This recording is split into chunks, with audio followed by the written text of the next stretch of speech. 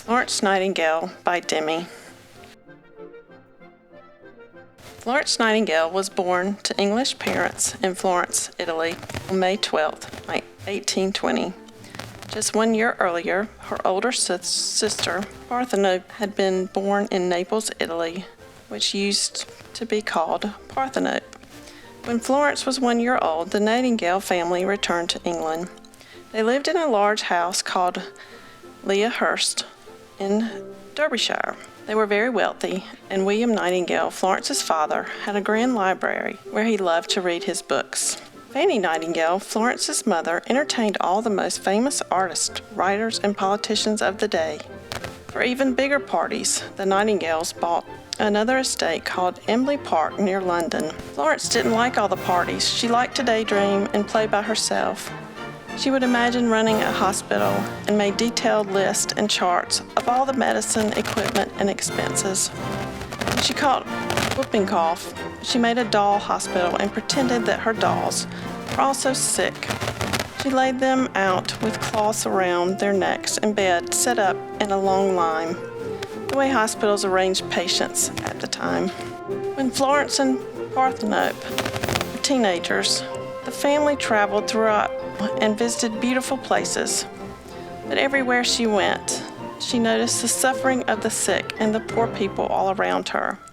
She kept a detailed record of European hospitals and charities, just like the list she'd made as a young girl.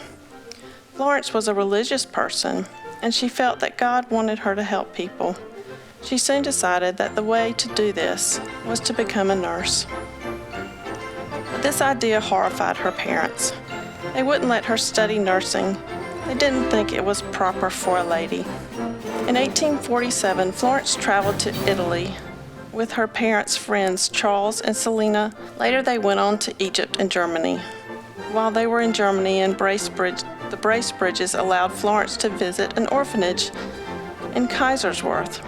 She spent 2 weeks there learning about hygiene and the practice of nursing. Florence became more convinced than ever that she was meant to be a nurse.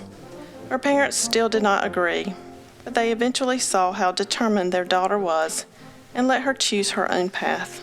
Florence went to Paris, France, in February 1853 and visited hospitals and poorhouses.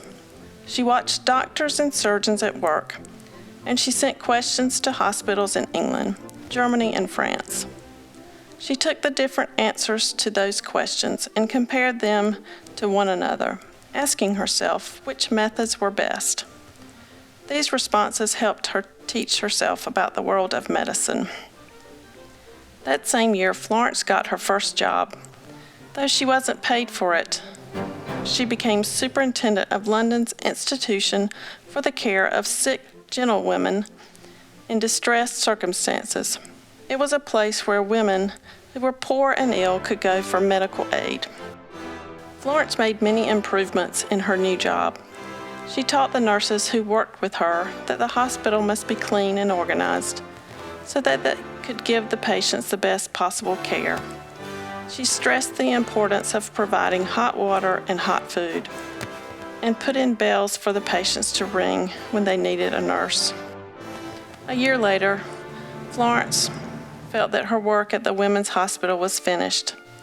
At this time, the British Army was fighting in the Crimean War, and reports about the terrible conditions faced by the sick and injured soldiers were trickling back to England. Many of the soldiers were suffering from a disease called cholera. Of course, when Florence heard of this problem, she began to consider how to fix it. When she was asked by the Secretary at War to bring a group of nurses to the military hospital in Turkey, she readily agreed. She knew it wouldn't be easy, but it was important to her to bring her medical knowledge and skills to a place where they were needed. Florence knew that the war hospitals had very few supplies and not enough food. They were usually extremely dirty, without beds for the patients or trained workers who would know how to heal the soldiers. In Turkey, the doctors were at first reluctant to accept help from Florence and her nurses. But when many more soldiers arrived at the hospital after the Battle of Baklava, it became clear that help was needed. Florence arranged for the patients to eat healthy food and worked to get more of the necessary supplies like bandages and medicines. Even with these new improvements, though the soldiers seemed to be staying ill for a long time and getting sicker rather than better, and investigations soon showed that the sewers weren't draining well. The germs from the sewers were making the soldiers sick. Once this problem was fixed, the patients began to heal. It was at the military hospital that Florence became known as a Lady of the Lamp. She earned this nickname because she often visited the sick soldiers at night, carrying a small lamp to light her way. The hospital was very dark at night, so it was easy to see Florence holding her lamp high. The Crimean War ended in 1856, and Florence Nightingale traveled back to England. She used the knowledge she had gained from her experiences during the war to write reports about how to make hospitals better, especially army hospitals. These reports were sent to people in government, and Florence even met with Queen Victoria and Prince Albert of England to tell them about how medical care could be improved. In 1857, a commission was formed to look into how the British Army took care of wounded and ill soldiers. This commission was a group of people who studied Army medical care, and the best resource for this information was Florence Nightingale. Florence told the men on the commission about her experiences during the Crimean War and explained that improvements like a clean environment and healthy meals would save countless lives. Her main point was that many of the sicknesses in Army hospitals could actually be prevented. With better basic care, they could be stopped before they started. This was a new idea, and not everyone was convinced by it. But Florence kept trying. Florence worked so hard for other people, fighting to make Army hospitals better, that she wore herself out. She collapsed and went to her aunt's house to recuperate. Although she lived many more years, she never truly recovered from this illness. Florence began to study more than just Army medicine. She had identified a serious problem and knew that she must work to make conditions better, not just in one type of hospital, but in all hospitals. Her new goal was to improve the overall organization of hospitals. No detail was too small. She thought about everything from how a hospital should be built so that it was most efficient to how far apart the patient's beds should be. Florence worked tirelessly to be heard, and it paid off. Many people in England gave money to support her cause. She used this money to set up the Nightingale Fund. It eventually helped to start a school in London, the Nightingale Training School for Nurses, which opened in 1860. The nurses from this school worked all over the world, and they carried Florence's ideas with them. As time passed, Florence Nightingale's reputation became widely known.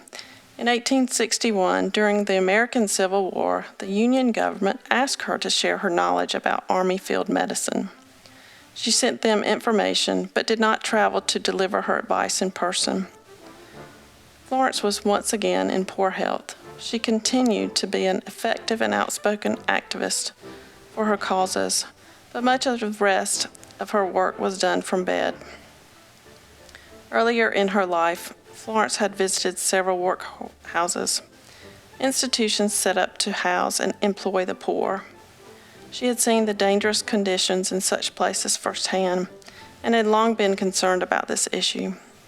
By the mid-1860s, the question of how to care for England's poor was becoming an important one. There were voluntary hospitals which provided good health care for poor people, but there were many more sick people in the workhouses, which had no trained nurses at all. Florence was well known now. She used her contacts in the government to work toward getting trained nurses into the workhouses and providing good health care. Founder Henry Dunnett said that he was inspired by Florence Nightingale's work in the Crimea. Later, Florence became directly involved with the national branch of the organization, the British Red Cross, when she served as a member of its Ladies' Committee. Florence continued her work for many more years, writing reports, advocating for improved health care, and sharing her expertise. Although she was ill for much of her life, she lived until the age of 90. She died peacefully in her sleep on August 13, 1910. She left behind an incredible legacy. The International Red Cross began awarding the Florence Nightingale Medal in 1912, 2 years after her death. It honors outstanding nurses. We remember Florence Nightingale today as the driving force behind improvements in nursing during her time, and as a woman of extraordinary vision. We believe that no problem, however big it seemed, was ever too big for her to solve.